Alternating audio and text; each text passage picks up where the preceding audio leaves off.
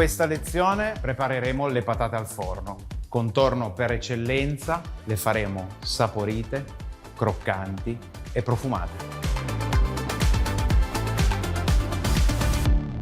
Prima cosa da fare, identificare la patata corretta. Patata a pasta gialla, assolutamente. Da evitare patate a pasta bianca. Si sgretola, la patata a pasta bianca è più farinosa e mantiene meno il fatto di essere compatta. Patata a pasta gialla, odori, timo, rosmarino e salvia in questo caso, aglio, sale, pepe e olio extravergine d'oliva. La cosa veramente più semplice del mondo. Cominciamo mettendo su la nostra pentola, perché le andremo a lavare e tagliare.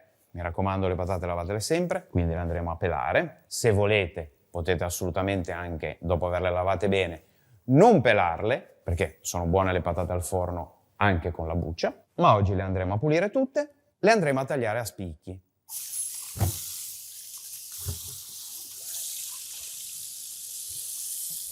Perché vanno lavate preventivamente? Uno, perché frutta e verdura va comunque sempre lavata per sicurezza. Due, perché andandole a pelare con il pelapatate, se ci fossero dei residui di terra, li andremo a trascinare e li andremo a spalmare sulla parte interna della patata, che è porosa e che quindi andrebbe ad assorbire la terra e andrebbe a sporcare il nostro lavoro. E poi mettetele sempre in acqua finché non le andate a tagliare, perché sennò rischiate che si ossidino leggermente. Come potete vedere, le patate si pelano prima di lato, oppure ci sono due correnti di pensiero, ora ve le faccio vedere tutte e due, o come ho fatto io inizialmente, o se no si tolgono i due cappelli, uno da un lato e uno dall'altro, e poi si va dall'alto verso il basso. Non pelate le patate a casaccio, perché poi vi ritrovate sempre un pezzo di pelle della patata, dalla buccia, che dite, ma dov'era? Eccoci pronti con le nostre patate intere, acqua fredda, piccolo trucchetto. Per chi non ha tempo, soprattutto a casa, in questa vita, in questo mondo frenetico, questo è un lavoro che potete fare anche il giorno prima. Pulire le patate, metterle in un contenitore con l'acqua e metterle nel frigo, in modo che se le volete fare il giorno dopo, voi avete già le patate porzionate e pronte solo per essere sbollentate, condite e messe in teglia. Poi mi raccomando, le patate al forno mai troppo piccole. Il tempo che cuoce andrà a bruciare la patata stessa. Invece noi vogliamo un qualcosa che sia perfettamente dorato e croccante. Vedete che da delle patate medie escono all'incirca 8 spicchi per ogni patata e sono degli spicchi belli. Ecco fatto. E voilà, eccoci pronti. Anche qua sempre un pochino di sale. La nostra acqua bolle, andiamo a prendere le nostre patate e le andiamo a mettere in acqua. Mi raccomando, anche qua attenti a non bruciarvi. Quando l'acqua ritornerà a bollire, per aiutarci in questo meccanismo andremo a ricoprire con il coperchio. Da quando bolle l'acqua le potremo andare a scolare. Quindi adesso andiamo a fare il condimento per le nostre patate. Non siate avidi. Olio extravergine d'oliva buono, pepe nero di mulinello, bello, tac. Ancora un pochino di sale, però adesso andiamo a mettere sale fino, 2 spicchi d'aglio, abbiamo 2 spicchi d'aglio, solito metodo infallibile, 1 e 2. Prendiamo le nostre erbe, salvia, mettete una foglia sopra l'altra, la arrotolate, tagliate per il lungo, andate a riprenderla. Se rimangono anche i gambi, non spaventatevi, non sono velenosi, fanno bene e hanno lo stesso valore di profumo del resto della cosa. Per il rosmarino è diverso perché è più legnoso, anche il nostro rosmarino, lo andiamo a tritare finemente.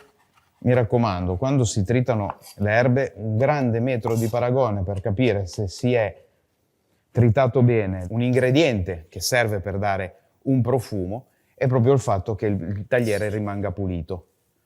Come dicevano tanti miei maestri, se l'erba è rimasta sul tagliere non sarà più nel piatto. Nel frattempo, mentre facciamo questo lavoro, noi andiamo a vedere. Come potete vedere, le nostre patate sono tornate ad ebollizione. Prendiamo la nostra schiumarola, avviciniamo la ciotola di condimento vicino alle patate, scoliamo bene le patate e cominciamo ad andarle già a mettere qua dentro.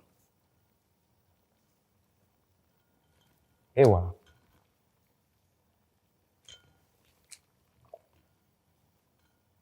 Ecco che abbiamo le nostre patate, andiamo a girarle subito in modo che già quello che c'è dentro comincia a condirle, no? E soprattutto il sale si distribuisca, perché il sale è quello che poi fa buttare fuori l'umidità.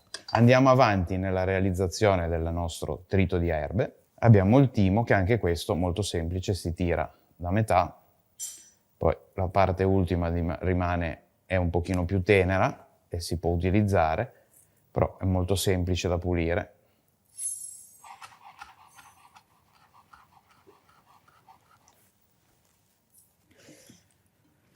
Voilà, le abbiamo condite, ancora un girino di pepe.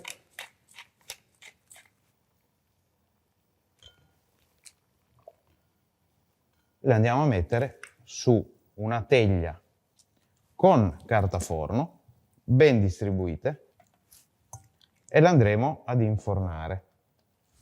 Ecco fatto.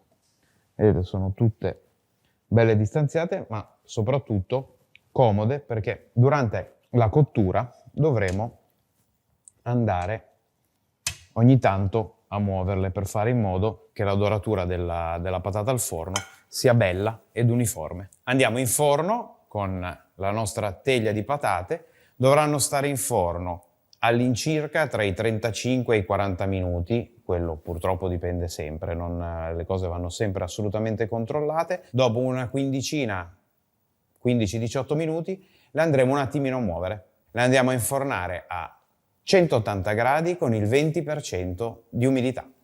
E voilà!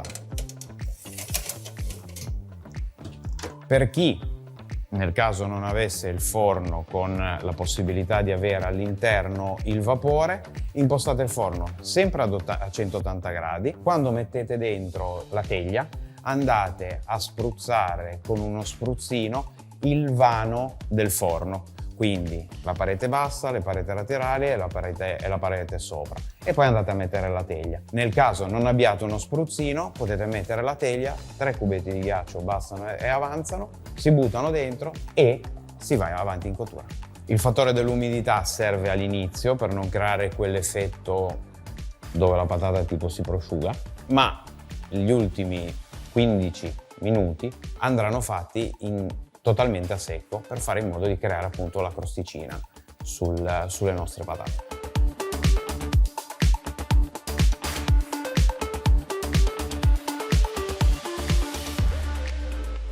Ed eccoci con le nostre patate al forno.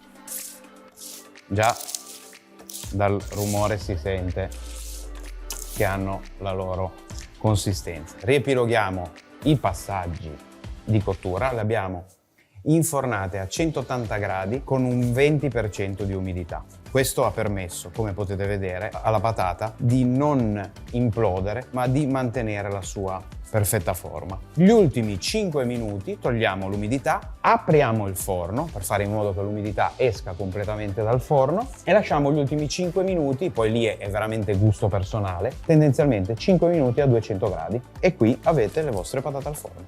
Le potete abbinare con quello che volete, un pollo al forno, un brasato, le cotolette. Ci sono 1000 abbinamenti. Queste sono le nostre patate al forno perfette. Nella prossima lezione un'altra preparazione al forno, il gratin dauphinoise.